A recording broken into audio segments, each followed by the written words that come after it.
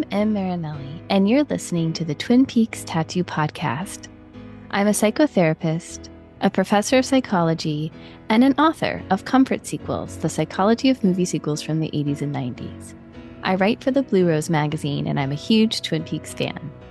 I'm not a tattoo artist or a tattoo expert by any means, but I'm a tattoo enthusiast and wanted to make a podcast combining two things I love the most. Each episode of the Twin Peaks Tattoo Podcast interviews someone about their Twin Peaks tattoo and explores what their ink means to them. You can find the Twin Peaks Tattoo Podcast on iTunes and SoundCloud. Thanks for joining.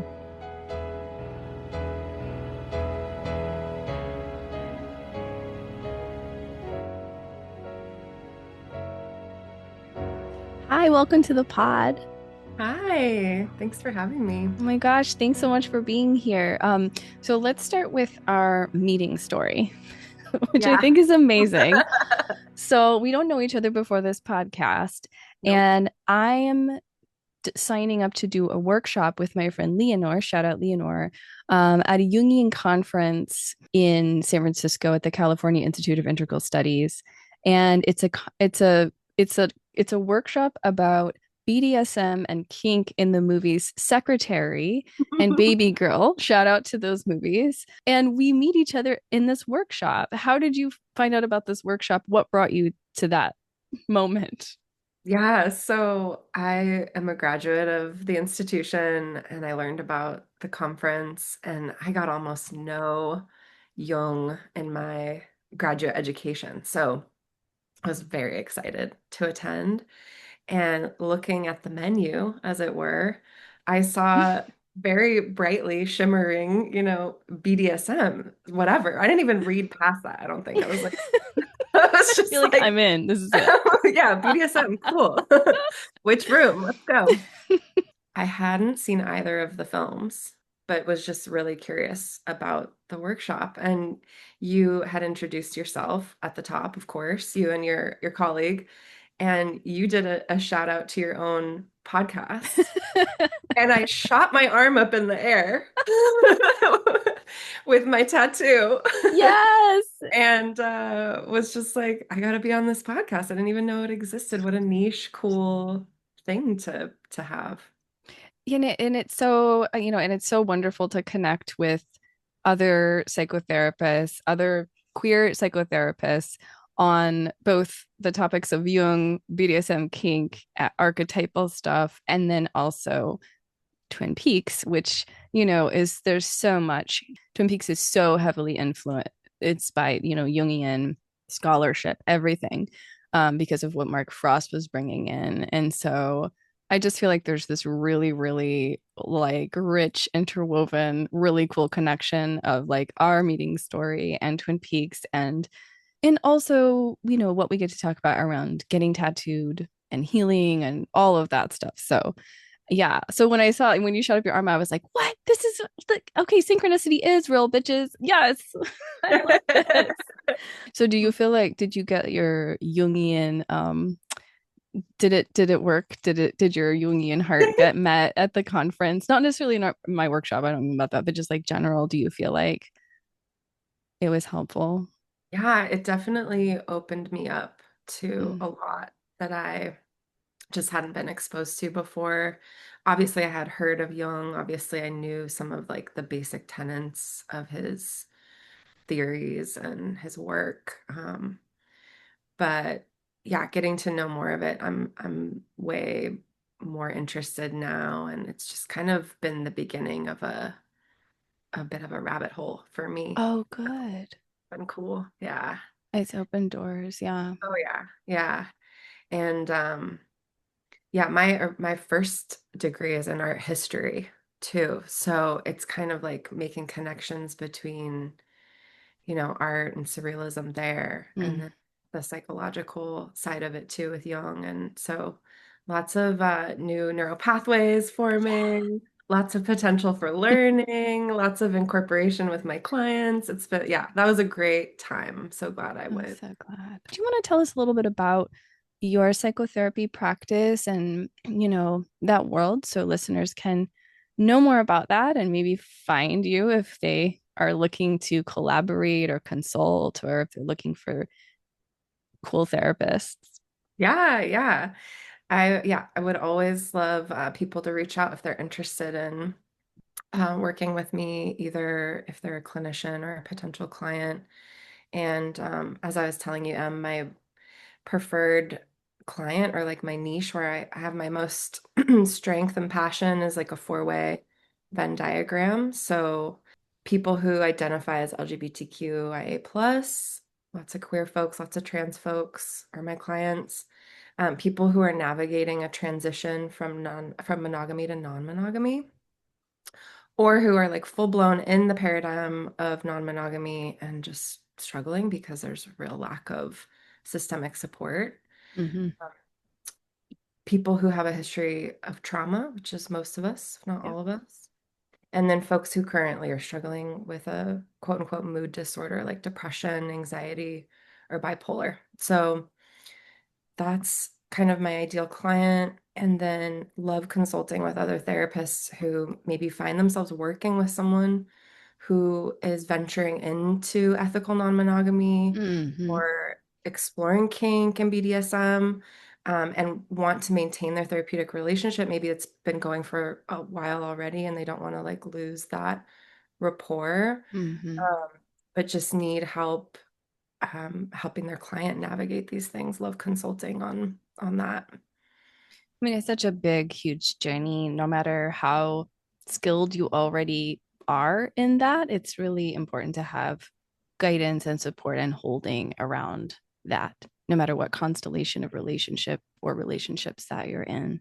And as a therapist, it's a lot to hold all of those relationships and all of those different aspects. So it's nice to be able, I think it's critical to be able to consult with and check in with other therapists. And so you're in Oakland, but Hmm. you see clients remotely, clients who live in California, I should say, who specify that. Yep. Yeah. Yep. See clients all over the state, and am moving back to Portland, Oregon, one of my favorite places in the Pacific Northwest, Hell yeah. next summer. So I'll get licensed in Oregon as well and maintain a dual license so I can support more West Coasters. Yes. I spent a week of the summer in Portland and went to a friend of mine, a Twin Peaks friend of mine lives there, and he took me to like a Twin Peaks themed bar.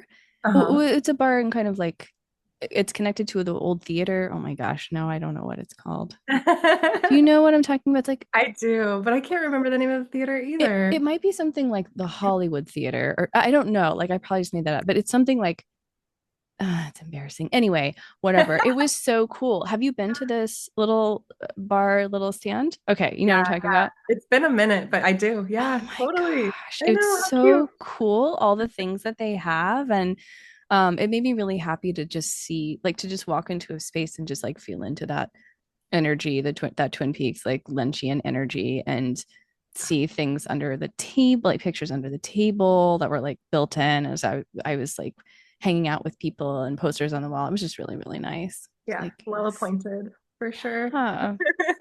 Portland's a great place. Yeah, I feel Hmm. like there's a lot of Twin Peaks fans in Portland. 100%. A Absolutely. concentration. Yeah. Totally. Absolutely. So we will put listeners, we'll put all of her information in the show notes, so in the website and things, so you can find her and connect. Well, the Bay Area will miss you, but Oh. also but also you gotta go where your calling is to go, and that's the thing. Yeah, Mm-mm. yeah, I miss it there. I lived there from 2004 to 2012, and I've been trying to get back probably for the last 5 years. Oh, so this Yeah. is like you're really gonna make it happen. Yeah.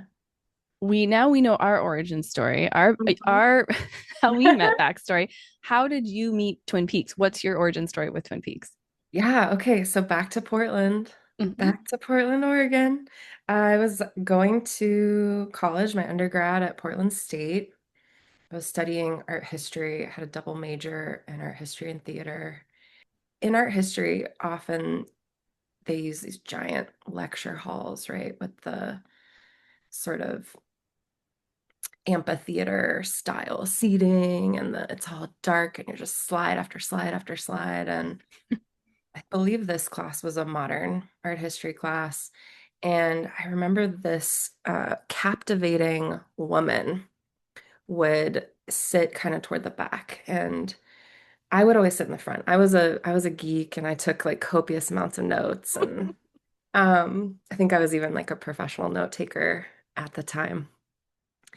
And but I was fascinated with this woman. She would always wear wigs and like very bizarre outfits, and just clearly gave no fucks about about about what anybody thought. Uh, And I can't remember if I invited her to sit with me in the front or she just did on her own, but we started getting to know each other. Her name's Lucy, and we started dating for a bit. And mhm.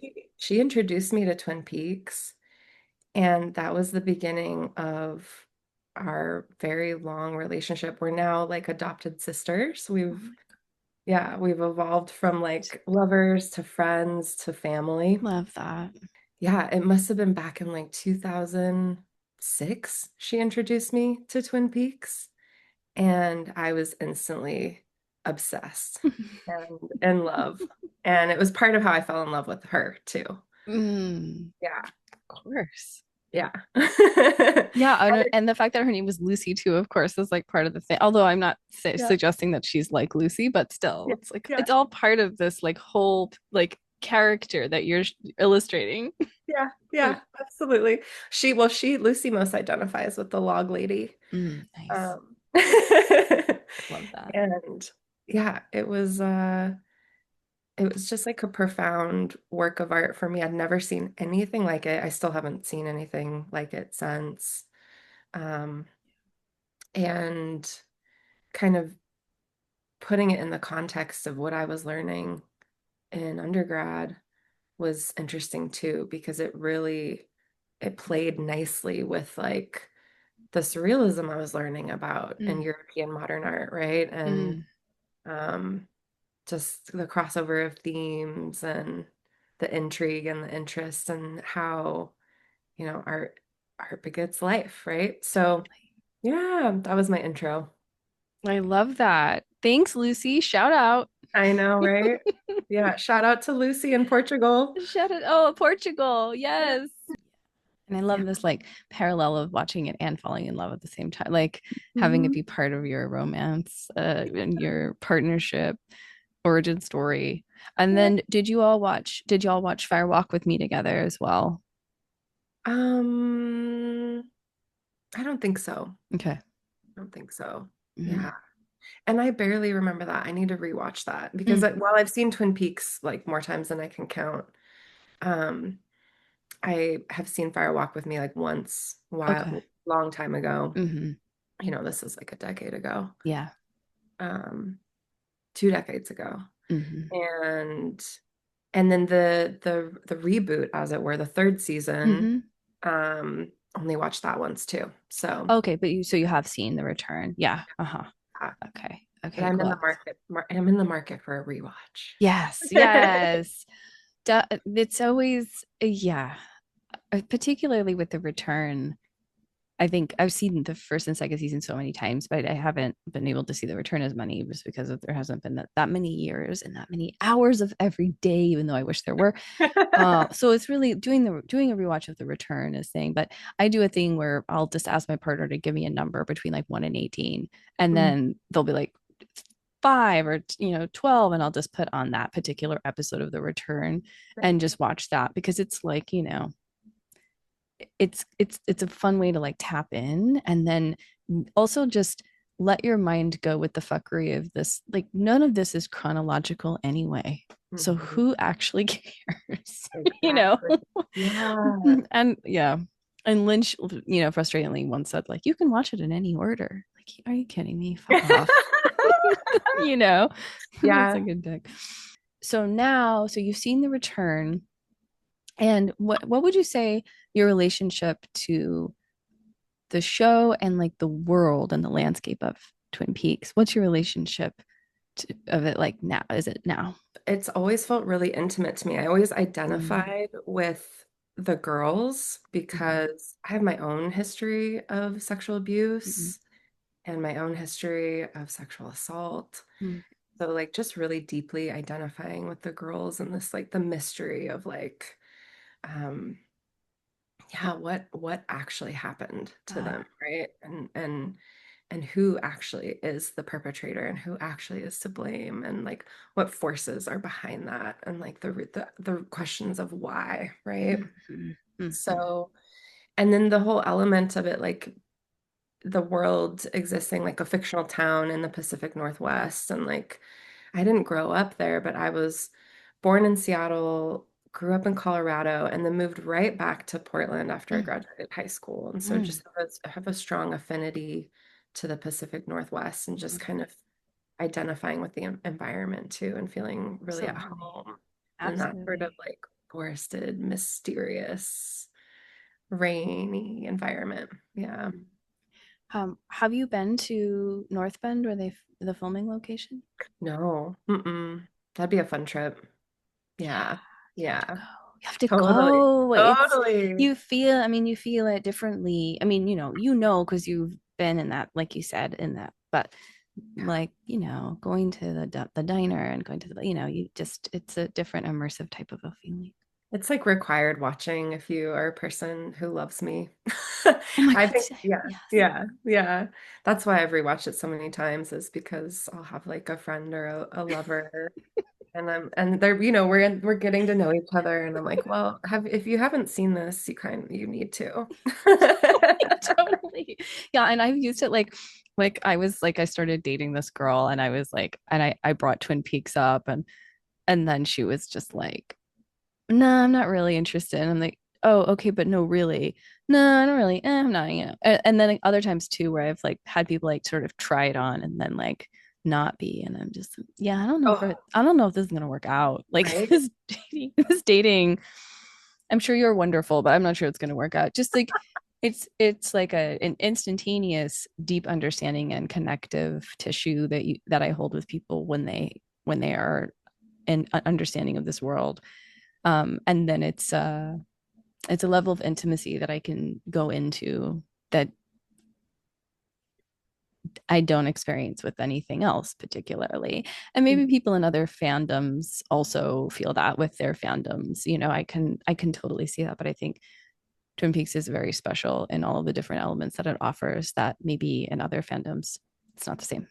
Yeah, Again, the, totally. the level of surrealism, like, yeah, I'm curious, what are the surrealist parts or the sort of your art history brain on the show? Anything that you want to share around that? I'm very curious about knowing very little about art history. Yeah, well, so the red room, right? The room where the dreamscapes happen is for me like the most powerful element of the surrealism for the detective work, right? Like how some information is unraveled there and some reality is unraveled there. And that's what my tattoo represents. It's a tattoo of like a keyhole, Mm. right? But it also looks like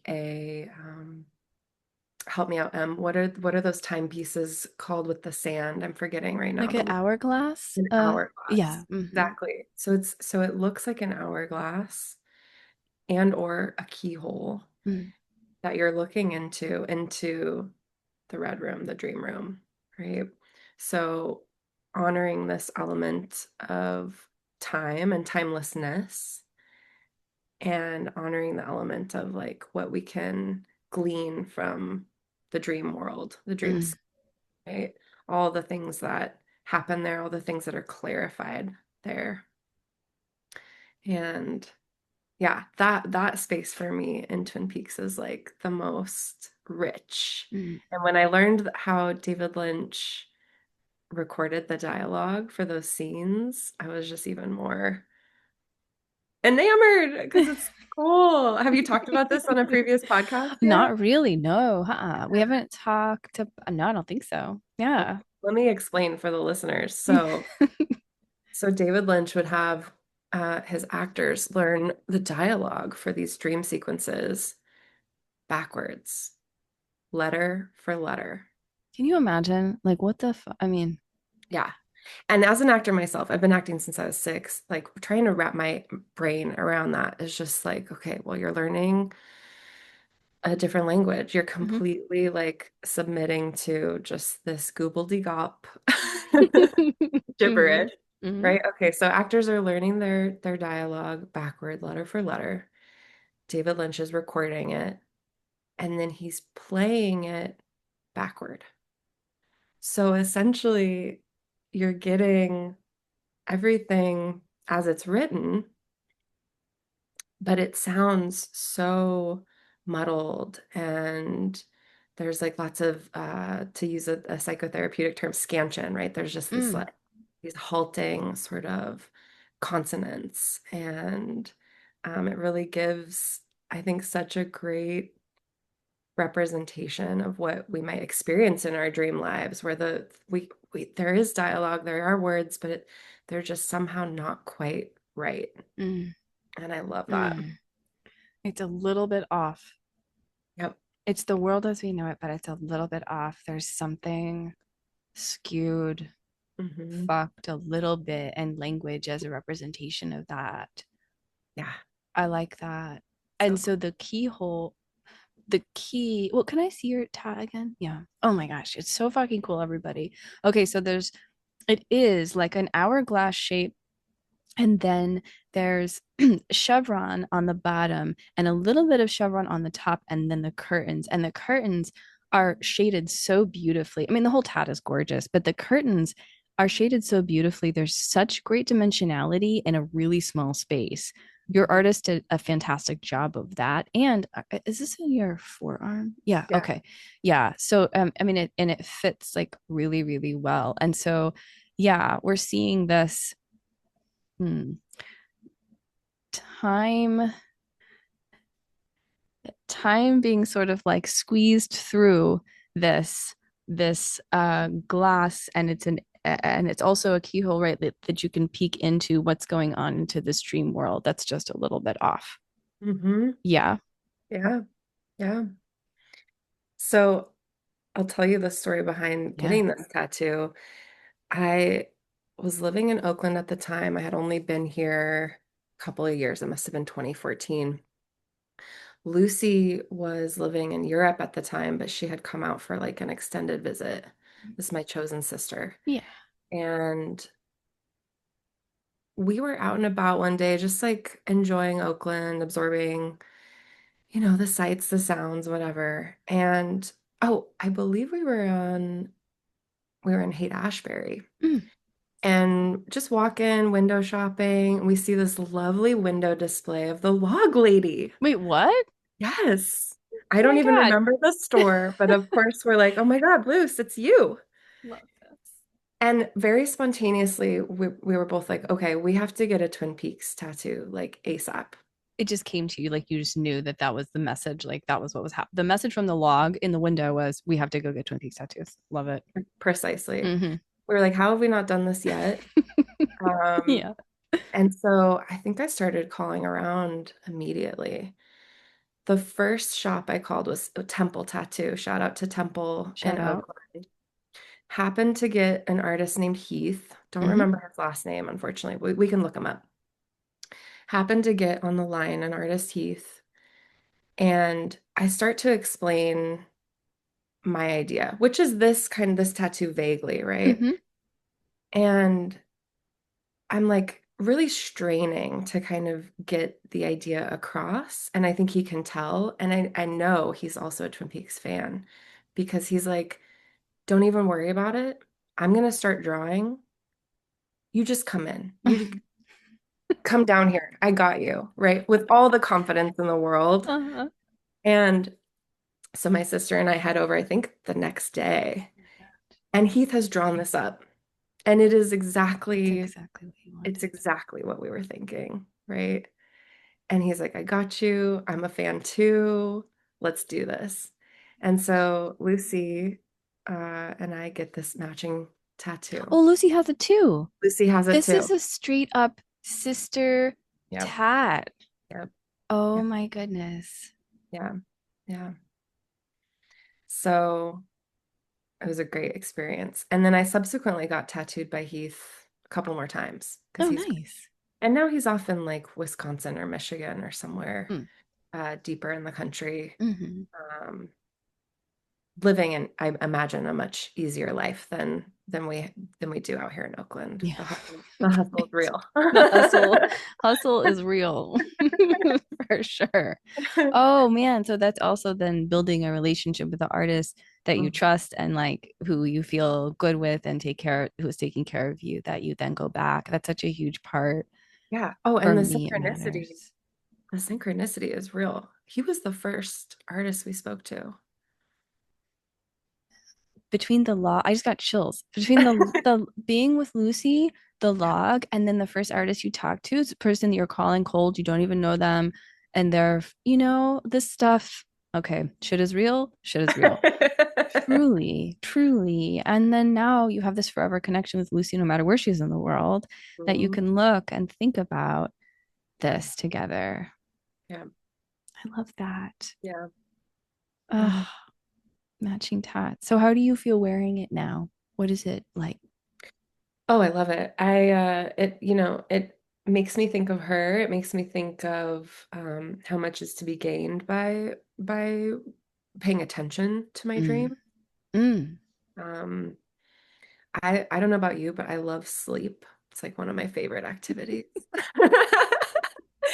So, I go through phases. I've had years where like I'll journal about dreams mm, or I'll do a lot of like dreamscaping, research, stuff like that. I'm not in one of those phases now, but I do pay attention and I do find them to be meaningful at most and entertaining at least. And mm, um, so it's a reminder of that. And again, it's a reminder of like the the timelessness mm. and how, time as we know it is really just a construct, like chronological time, and how we really do have access to time, past, present, future in every moment, and how time is actually more of like a spiral in our experience than a straight line, right? Um, and I think David Lynch does a really great job, and pretty much all of his artworks of kind of exploring that and making that known. Absolutely. And it's so when we think about that, like I was kind of joking earlier about like you can watch any part of the return in any order because time, you said that it doesn't matter.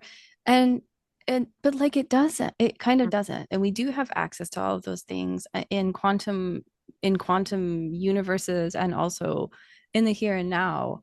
And I think thinking about it that way and leaning into his work that way, while it's a mind fuck, is also quite liberating because it gets us out of this. I don't know. I just think of it as like all connected to like white supremacy and patriarchy and capitalism, like this whole trajectory of what time is and how it goes and chronology and work these years of your life and do this and hit these markers and milestones and all of that. And it's like, okay, but like, what if time didn't exist in this way at all? And it just looped and we had access to all of these things and other dimensions and other parts of ourselves and versions of ourselves and parts of history and that we could connect to in past lives and whatever, and how like of a liberating unlock that is. Yeah, yeah, absolutely. And especially when we're thinking about art, right? How timeless art is, because if art begets life and all art is inspired by, which I believe, previous art, then every work of art has like a millennia of art made prior to it in it, right? And then it's going to inform all the art that comes after it. So, Exactly. yeah, really cool mind fucks with time. Such good mind fucks. Such good mind fucks. You had mentioned that you've been acting since you were little and you were doing that, and earlier you had said that you were teaching improv or had taught improv in the past and stuff like that. Mhm. Based on what you just shared, which is so beautiful around art, what do you have any sense of like influences and maybe things you don't remember, of course, about millennia of being influenced by artists and artists and artists, but like anything in our conscious in your conscious mind art that has inspired you in your therapy, in your improv work, in your acting, things like that? Oh my gosh. Probably too much to name. Okay, it's fair. Um, yeah. I Yeah, I have, I have my like handful of favorite artists or preferred artists. In fact, I just went shout out to Dali Museum in Tampa. I was in Florida earlier this year for a wedding. Um, and went to the Dali Museum, which was incredible. But my one critique of it is that it was Dali in isolation. It was an Mm, incredible collection of his work, some things that I never thought I would get to see in the mm, flesh. But it was him all alone, and that's not representative of who he was at mm, all. He mm, was as an artist, he was the man about town. He was like the socialite and the collaborator. mm, And I really would have loved to see if anyone from Tampa Dali Museum hears this. I'd really love to see some of his collaborators and his friends work mm, alongside his. mm, Um, I think his work is very much a dialogue. He was an art historian himself, so he was incredibly influenced by all the art before him and collaborated heavily with like Andre Breton and mm, Remedios Vero and like all these other artists who were just kind of not present mhm, in the exhibition. So, mhm, you know, that was my only sort of so really longing for like who he was around and working with and seeing how they all influenced each other. mhm. Yeah. Yeah. You said it was in Tampa? Uh-huh. Tampa, Florida. Yeah. It's random.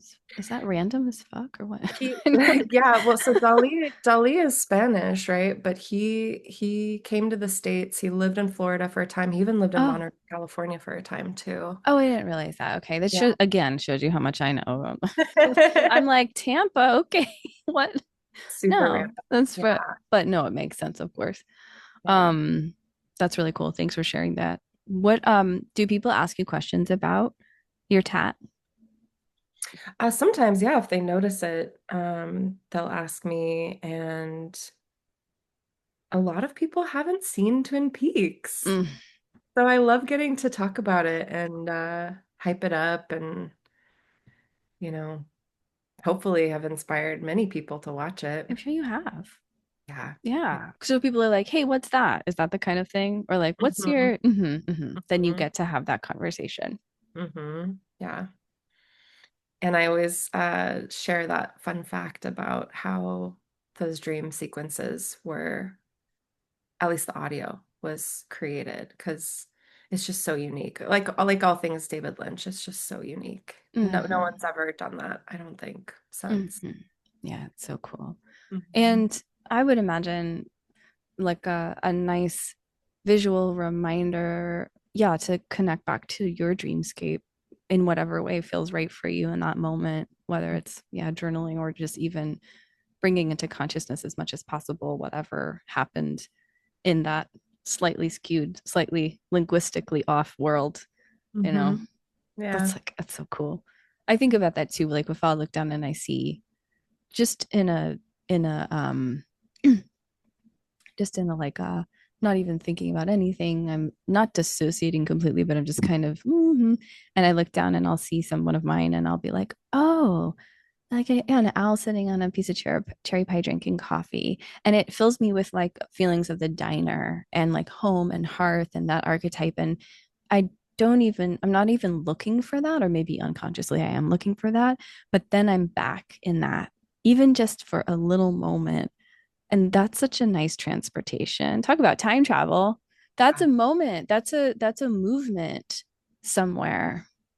Yep. Or thinking back to times that I've been there and had pie and coffee and things. And, hmm it's so nice. Yes. Has anyone asked you annoying questions about your tat? Probably.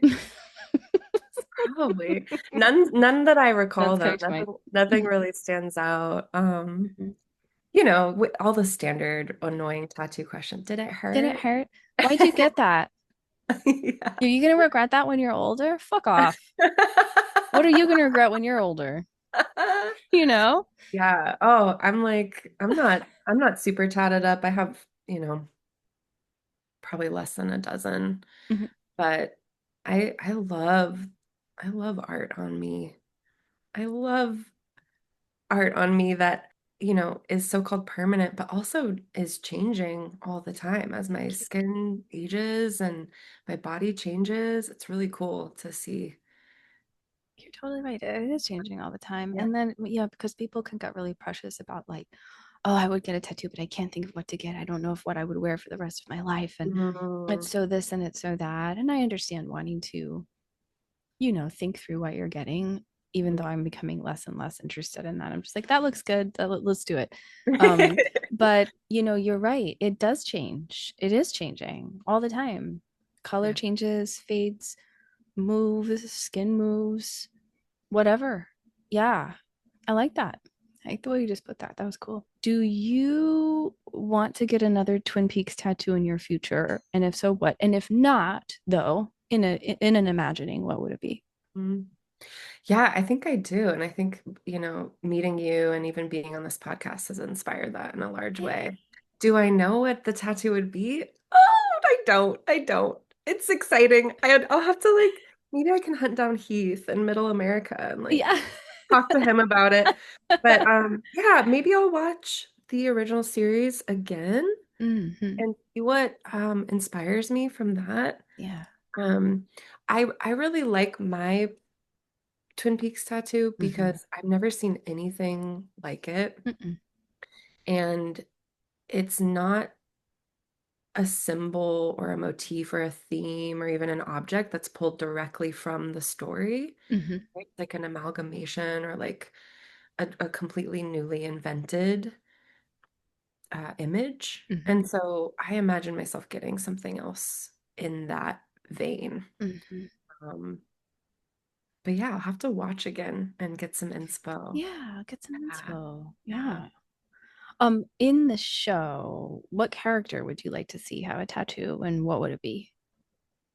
I love this question. I've been thinking about it honestly because like a lot of your guests, I'm like, no one would really, there's not a lot of people not a lot of characters on the show that are really stand out for someone who would have a tattoo. Hmm.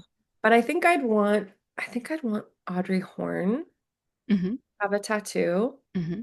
And I think it'd be a cute little classic, like two-stem cherry, 100%. right? And I think it'd be somewhere very subtle, Hmm. maybe like an ankle tat Nice. or a little, oh, on her hip. Oh, so Oh, hot. so sexy. Come So, on. yeah. But I love the juxtaposition of Audrey's innocence with her like raw sexuality. And I think the Absolutely. two-stem cherry really represents that. Hell yeah. That's a Yeah. great answer. That's a Thank you. great answer. And as you were saying, I was totally picturing it. And like, for some reason, I keep imagining like in an American traditional style, like Yeah. something in a very classic look, a very so it's like it's both classy, but it's just also so edgy and Yep. sexy at the same time. Oh, Yeah. great answer. Fucking love it. I fucking love it. Finally, we know that Lynch passed this year. And well, actually, when this airs, it might have been last year in 24 in January and in 25, excuse me, in January. And so a Lynch Frost collaboration around another season of Twin Peaks will not exist. But Mm-mm. in an imagining that there is some sort of Twin Peaks derivative type of show, maybe fueled by or led by Mark Frost, what character, either new or existing, would you play in a new Twin Peaks landscape? Ooh. Mm. God, anyone. I'm easy. I'm easy. Easy. I'm easy. Cast me. Cast me as anything, I'll do it. Um actually, the first thing that came to mind was a detective. Oh, Maybe a cool. new, yeah, like a new femme queer Oh, detective. fuck yes. right? Yes. That Like would be, FBI detective, or like a PI? Like what mm, level? yeah, maybe more Hmm. local than the A feds. local Yeah. investigator, a local Yeah. queer investigator Yeah. in Twin Peaks or the surrounding areas. Yeah. Injecting feminism into the whole situation, into Mic the drop. whole Motherfucking investigation. mic drop. Yes. Done. Sold. It's in the new show. It's happened. It's been written. It's coming. 100%. I'm there. Thank you. Yeah. Thank you. Yeah. Because Tammy Preston, bless her heart, is not quite bringing that. So you are going to be bringing that at the local level, and also at the all of the different other systemic levels of change Hmm. that you're representing and bringing in. Oh my goodness. Yeah. Awesome. Oh my gosh, this was so much fun. So remind us again how people can find you. I think your website mostly, right? Yeah, go to my website, diversepathspsychotherapy.com. I've got an email there, I've got a phone number there. I probably got some LinkedIn or whatever handles there. I'm not really big on social media. And yeah, reach out for consultation if you're a therapist, a consultation if you want to work with me as a client, um, or reach out if you want to talk Twin Peaks. Why not? Hell yeah. Yeah. Absolutely. Absolutely. And a final shout out back to Lucy, wherever you are listening. Thanks for being a part of this journey. And shout out to your tattoo as well, Lucy, because it's a really, really cool design. So thank you so much for coming and talking to us all about it. It was so much Yeah. fun. Yeah, it was a blast. Appreciate you. Thanks for listening to the Twin Peaks Tattoo Podcast. Rate and review us on iTunes and follow me on Instagram at @msmarinelli.